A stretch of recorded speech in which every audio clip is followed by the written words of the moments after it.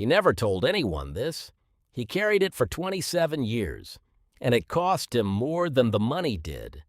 Please listen till the end.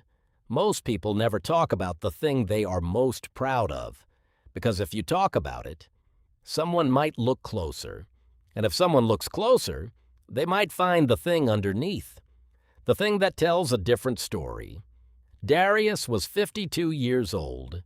He worked logistics at a mid-size company outside of Atlanta. 27 years with the same employer, same building, same badge, same parking spot. He had never been late, never been written up, never once had his manager call him in to talk about performance. He was the man they kept. But the thing Darius was most proud of had nothing to do with work. It was the number on his phone, the one he checked every Sunday morning before church. His savings account balance, $31,412, built over 27 years, dollar by dollar, paycheck by paycheck. He never touched it. He never risked it. It was proof that he was not his father. His father's name was Leonard. Leonard had been a proud man, too. A man who believed in himself enough to invest in a business, a partner he trusted, a plan that looked solid. And then one Tuesday, the partner disappeared. The money disappeared with him. Darius was 14 years old when it happened. He watched his father sit at the kitchen table for 3 days without getting up. He watched his mother answer the phone calls from the bank. He watched pride become something that could break a man. So Darius made a quiet decision. He was never going to take that risk. He was never going to put money somewhere it could disappear. He was going to be safe. For 27 years, he was safe. The layoff announcement came on a Thursday morning. Darius was not on the list. He found out in the break room, the way everyone finds out. Whispers, names passed like notes in class. Jerome was on the list. Jerome was 26 years old. He had been with the company for 4 years. Darius had watched Jerome from a distance, the way senior men watch junior men, with a particular kind of patience. Jerome wore nice shoes. Jerome talked about index funds in the break room like they were as normal as lunch. Jerome, Darius had privately decided, was young and reckless. But something happened in that HR meeting. Darius saw Jerome come out. He expected to see the look he had seen on other men's faces when the floor dropped out. The tight jaw, the red eyes, the phone already out calling someone to say what happened. Jerome came out calm, not performing calm, actually calm. He stopped at the vending machine. He got a water. He sat down at his desk and started typing. Darius could not stop thinking about it. That evening, he asked Jerome directly. He said, "You do not seem worried." Jerome looked up. He said, "I have about 4 years of expenses in index funds. I am not happy about this, but I am not desperate." Darius drove home in silence. He sat at his kitchen table that night, same table where his mother used to answer the bank calls. He opened his laptop. He looked at his savings account, $31,412. He sat with that number for a long time. Then he typed something he had never typed before. He looked up what Jerome's $140,000 in index funds would have grown to if left untouched for 20 more years. Then he looked up his own number.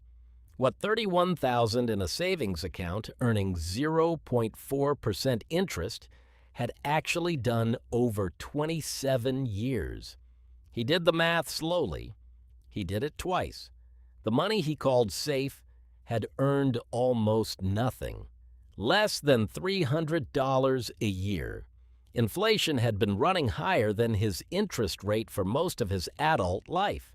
In real terms, in actual purchasing power, the money sitting in that account had been shrinking. He had been protecting something that was quietly disappearing. He thought about what he had earned over 27 years, the raises, the overtime, the years he said no to vacations because he was being responsible. He had earned over $1.8 million in his working life. He had $31,000 to show for it. And a 26-year-old who had been working for 4 years had 4 times that. He sat there for a long time without moving. The kitchen was quiet. The clock above the refrigerator clicked, and then his phone rang. It was his father. Leonard called on a Thursday evenings. He always had. Darius almost did not pick up, but he did. He said, "Dad, I need to tell you something." And then he told his father everything. The number, Jerome, the math, the 0.4%. The fact that he had been protecting money from risk for 27 years and had almost nothing to show for it. His father was quiet for a long time. Darius could hear him breathing. Then Leonard said, "Son, I lost money by taking the wrong risk. You lost money by taking no risk at all. We made the same mistake, just from different directions." Darius did not say anything for a moment. He looked at the clock above the refrigerator. He thought about the Sunday mornings he had checked that balance like it was a report card, like the number itself was the achievement. And he understood something he had been too afraid to look at for 27 years. He had not been building wealth. He had been hiding from his father's story, and his father's story had found him anyway, just wearing different clothes. The next morning, Darius opened a brokerage account. Not with everything, not recklessly, with the discipline he had practiced his whole life, but pointed in a new direction. He set up an automatic contribution to a low-cost index fund, $200 a month, every month, without fail. The same quiet faithfulness, just working for him now instead of sitting still. 18 months later, Jerome called him. He had landed somewhere better. He asked Darius how things were. Darius said, "Good." He said, "I learned something from watching you leave that building calm." Jerome laughed. He said, "I was terrified, but I had time. Time is the only thing that matters." Darius said, "I know that now." Here is what Darius learned the hard way. Saving money keeps you safe from emergencies. Investing money builds your future. A savings account is a floor, not a ceiling. And if you spend your whole life standing on the floor, calling it home, you will never know what was built for you on the levels above. This is not just Darius's story. This is for every person who grew up watching someone they loved lose money and made a quiet promise never to take a risk, and kept that promise so faithfully it became its own kind of loss.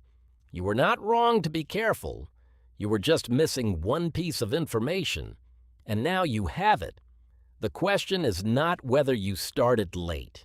The question is whether you start today. Comment below the word invest if this story showed you something you needed to see. And if this is the kind of story that changes how you see money, subscribe. We release a new one every week.